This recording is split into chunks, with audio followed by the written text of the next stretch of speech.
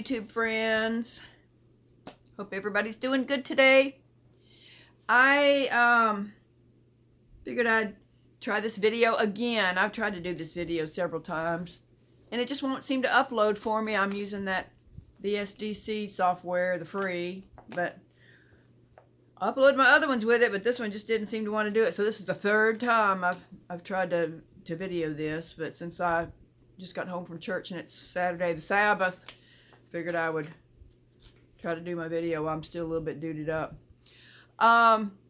This video is my experience at my property in Shelby County, Alabama.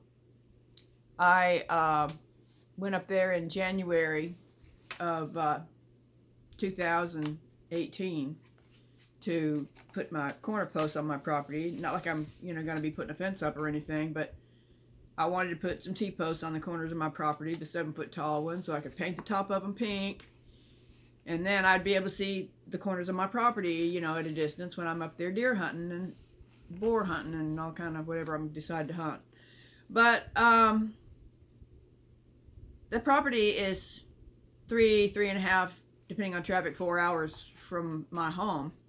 And so I got up about 3 o'clock in the morning, this particular morning, and it was very cold weather in January, and down here it was like, in the 30s, and up there it was in the 20s. So I got my insulated coveralls and gloves, warm clubs, and hats and stuff, and grounded up my tools. I took a big wheel dolly with me to haul cement and heavy water and stuff, because there's no utilities on my property yet. And I left at 3 o'clock in the morning, went up there, got there around 8 o'clock or so, unloaded my dolly and stuff out of the car. I made several trips around the 4 corners of my property that day. I made one trip, hauled and left the T-post, made another trip, hauled and left some bags of cement on 2 of the corners, because I had 2 80-pound bags of cement and I was going to use 40 pounds in each hole, and 2 2-liter things of water to fill water in the holes to harden the cement. Well, I went around with post hole diggers after I laid the T-post on one trip around the corners of the property, and the property's almost 8 acres, and it backs up to several properties around me, one which is a 1,500-acre hunting camp, which they hunt on all the time, lots of different members. And then the people that's on the south east end of me, and then on the southwest end of me is another guy that owns 10+ acres and has built a cabin out there. And so I made the round several times, like I was saying. Left the T-post, made another round, dug the holes with the post hole diggers, then took them back to the car, took another round, left my cement and water and stuff. And so I worked throughout the day in 27-degree weather. It was sunny, it was sunny, so it was not too bad. And then it started getting later in the day, and I was struggling because it's wooded property, and I'm having to haul this dolly over. Even though it was winter time, there wasn't no snakes and I had to worry about stuff like that, but it was still wooded, and lots of shrubbery and brush and stuff that I had to pull over with that heavy wheel cart. So anyway, I get to the third post and I get done, and I notice the sun's starting to get low in the sky. And so I had worked from the west, to the east. And so at the third post on the southeast side, I'm right there by that hunting camp, and they had the dirt road that goes in and out of there. And so I got done there, hauled my dolly and the last 40 pounds of the 80-pound bag of cement in the water, and my level and all the other tools. I had on tool belt on, had my pistol belt on with my 1911 in it. And so I'm trucking down the road, and I'm thinking, it's starting to get dark fast at that point, and I'm thinking, man, if I go all the way out to the highway, up the highway, and then traipse 700 feet back through the woods, I said, it's going to be dark by the time I even get halfway, to my post hole. So I'm thinking, why don't I just try to cut through these woods right here? And there was a really, really thick stand of I don't know, 20, 25 foot tall pine trees there. And so I'm starting looking for this way to get in there, and it's so thick, and the brush is so thick, and the pine trees were planted so close together, and they were so thick, at least on the outside looking. You couldn't see in there and couldn't see through there, even though it was wintertime, and you know how brush dies away in the wintertime, so you can usually see through, you know, kind of a wooded area. Well, this was just so thick, it was just no way to see through it. And anyway, so I'm tracking on down there, pulling my dolly, and I see this like deer trail that kind of cuts off into there, and I'm going, well, yeah, man, there's a way to cut in over. And I figured, well, if I cut over here, I could get all the way over to my property corner post, maybe get it done and get out of there, you know, before it gets dark. And so I cut on through that deer trail, and when I got down into this stand of pines, it was really dark in there, so dark you couldn't hardly see. So I had a headlamp in my pocket, so I pulled that headlamp into my pocket and put the headlamp on, started looking around, and it was kind of, it was different because so thick on the outside, but when I walked through that deer trail, pushed a bunch of branches away and kind of went in through that deer trail down in there, even though it was really dark, it was very open in there. Quite a few trees in there had been broke off and kind of opened the area up, and all the pine trees that were still standing in there, I mean, you could see that they had at one point had dead limbs all down the bottom of them, but they was all cleared off, and there was no debris on the ground. It was like grass ground, not grass, but dirt ground, and there was no debris, no pine needles down on the floor, and no branches or wood or anything. And I got to looking around, and way down to the south side, there was that's where all the pine straw was. Somebody had taken and cleaned up all the pine straw underneath that area and piled it up in two big old mounds back there. One mound was kind of one, and then a little bit offset from the other, there was another mound. And I'm talking, these were dome-shaped, tent-shaped mounds of pine straw with sticks all around the bottom of them that looked like they could have possibly been used, after they tore them all off the trees. And in the sprouts of those mounds of pine straw, there was like a 4-foot opening, kind of like a tent door, that was dark. And I'm shining around the headlamp in there, looking around, and it's real quiet. Just you can't even hear the road noise from cars going by on the road, which I was hearing before, I went off into that little deer trail. And I really didn't think a whole lot of it, but it was, just real quiet in there. And I got to looking around, and just kind of strange. And I thought to myself, well, maybe homeless people's, living in here or whatever. And so I'm cutting on across. I'm losing daylight. I wanted to go actually over there and look, in them doors to see inside them things. And I thought, no, I'm losing daylight. I ain't got time to do that. I'll do that next time I come up here. Well, thank God I didn't do that. But I went on across there, and there wasn't no deer trail going back out that I could see. It was just really thick, the pine trees close together, a bunch of woods and brush and stuff. And so I'm making all kind of racket, snapping limbs and brush and, going through there. And I get on over there and cross another, patch of dense, thicket. And I called that one just about right. And I came right out where my fence post was. And so I went to work on my fence post, and when I come out of there, thank God I had my headlamp on, because it had already, started getting dark. It got dark when I traipsed through that. That's about 50 yards of darkness in there, and inside all them where them pine trees was and all. And so I went over work on my fence post, put the T-post in the hole, dump the cement in there, dump the water in there, get my level out, and I'm leveling it, waiting for it to set a little bit before I go on off. And I start hearing something where I came through the thicket from out of the pine, trees. And it sounded like somebody else, like I did, come through there, but they didn't make as much noise as I did. But I could hear them. And I thought, well, maybe the homeless people are waking up or whatever. And I hollered, hello? And it got real quiet. the movement all stopped. And that kind of unnerved me a little bit, and I put the level on my post again and started packing up all my debris that I had with me, you know, the wasn't leaving all my garbage there, the cement bag and empty water bucket and all that, you know. And so I could hear the movement again and it was coming towards me. I could hear it, you know, coming towards me. And I hollered, hello again. The sound stopped. Didn't hear nothing but dead silence. And at that point, the hair starts standing up on the back of my neck. And I'm thinking, you know, I'm real uncomfortable. And so I take off my glove and pull out my pistol, thinking in case I have to use it, I wasn't going to be able to get my finger on the trigger, you know, with my big old heavy glove on. And I lost that glove. I had the one for that hand, but I lost the trigger finger glove that day. I still have the other glove. But anyway, lost it that day in the ruckus trying to get back to the car.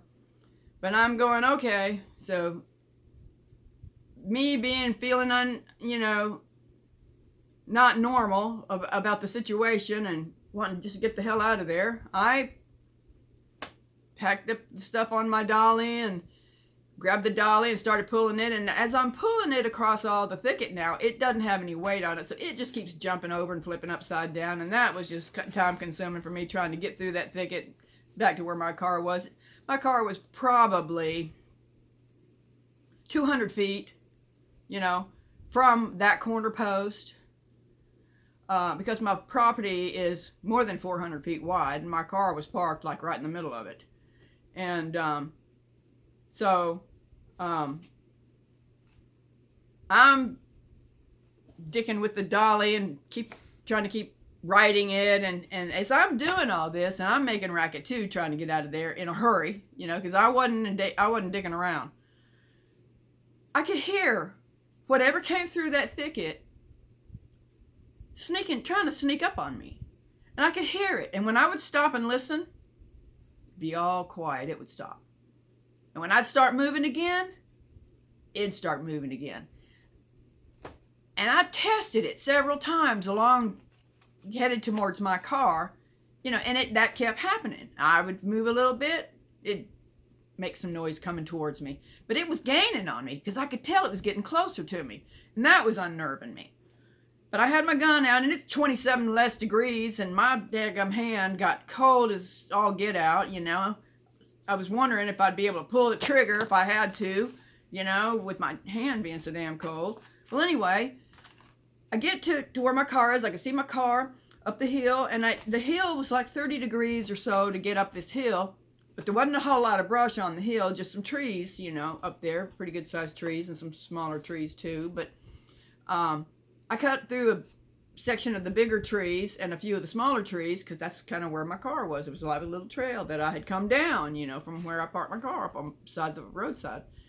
And I got halfway up that hill and I could hear whatever it was. It caught up with me, but it was still staying out of sight. But it was dark, so I couldn't really see, and my headlamp on my head was only showing, you know, not real far away because it wasn't that good of a headlamp.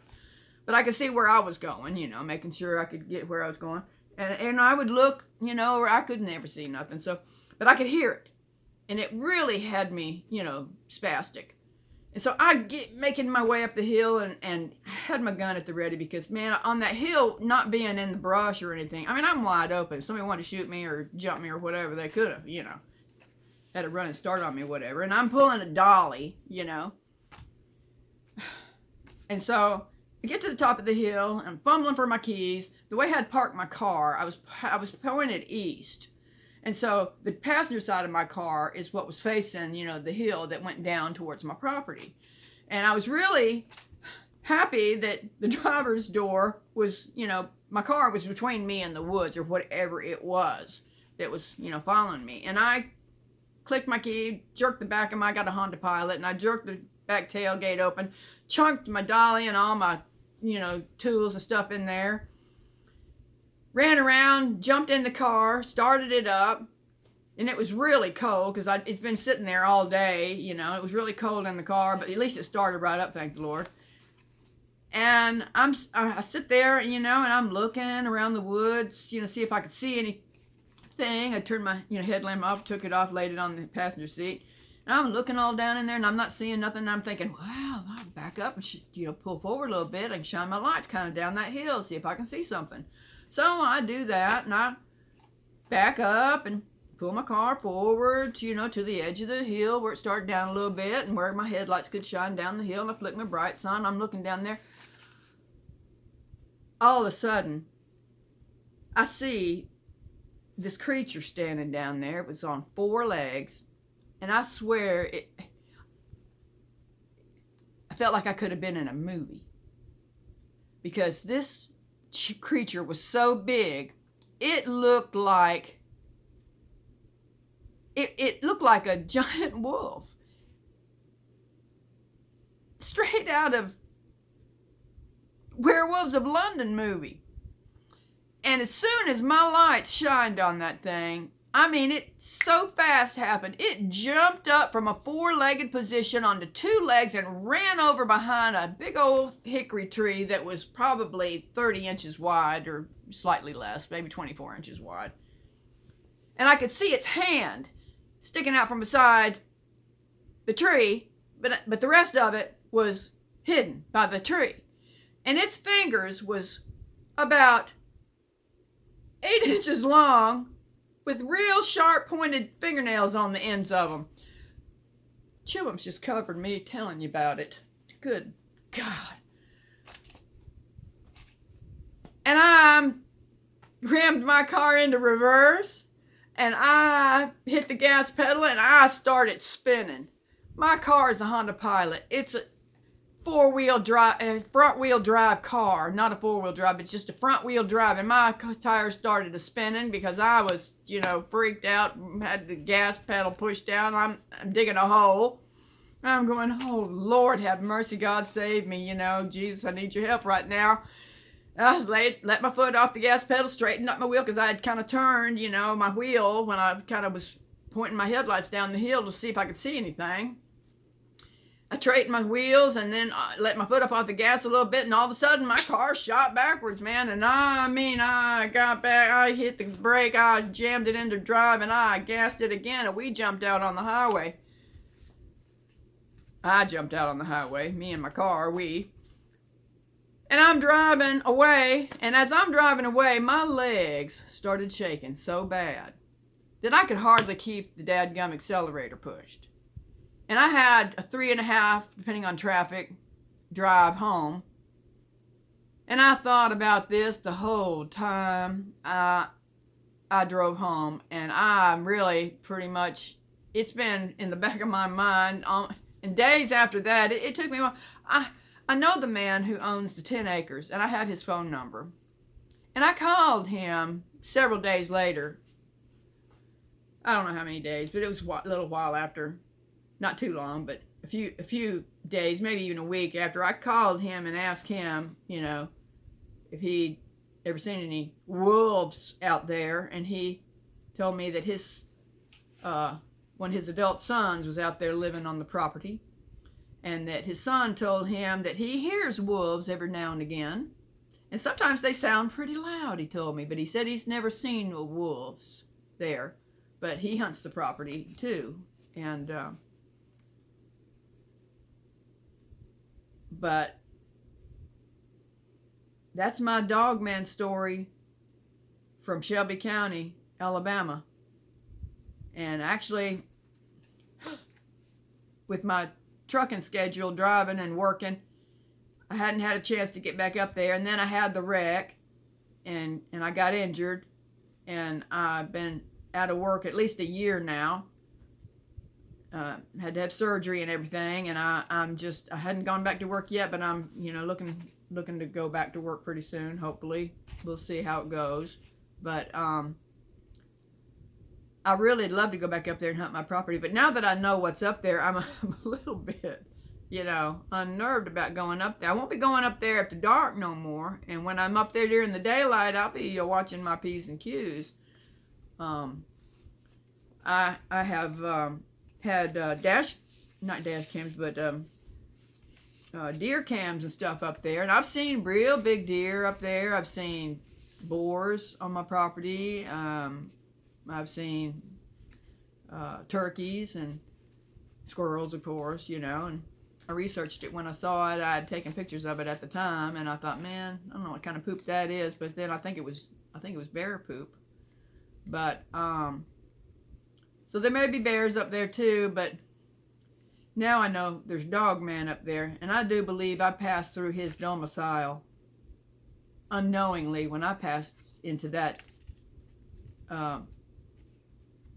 deer trail going into that thicket of, you know, 20 to 25 foot young pine thicket.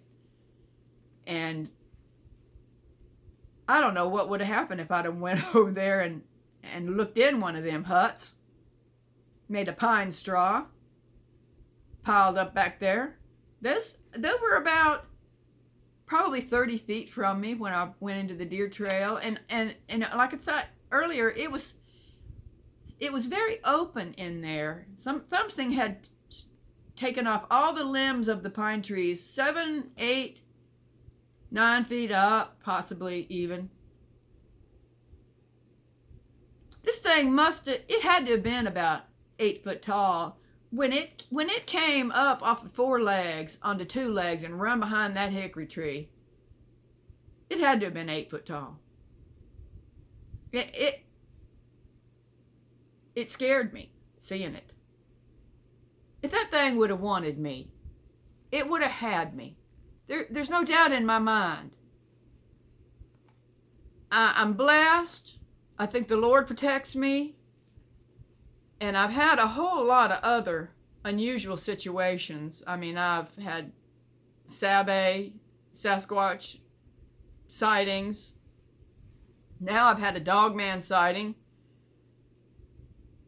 I'm just... And you know, I've got to tell y'all in another video, I've had a Sabe sighting at my house here in October. I took pictures of the footprints, and it's been coming around, and I can tell it's been coming around. I'll tell that video another time. Y'all stay tuned. Thank you so much for being my YouTube friends and subscribing and watching my videos. God bless Dave Politis and Steve Isdall with How to Hunt and Missing 411. They know what's going on, and a lot of us are waking up. We know what's going on, and y'all know what's going on. Stay tuned. You never know what I'm going to say next. God bless.